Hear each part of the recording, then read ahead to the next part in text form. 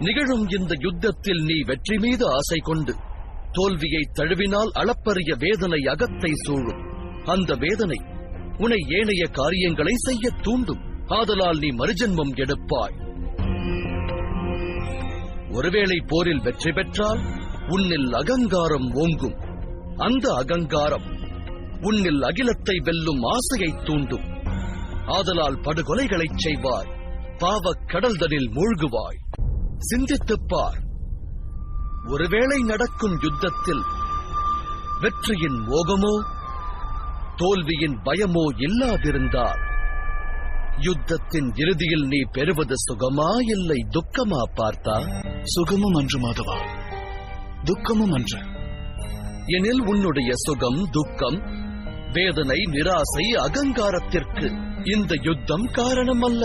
யுத்தத்தோடு நீ கொண்டிருந்த அளப்பரிய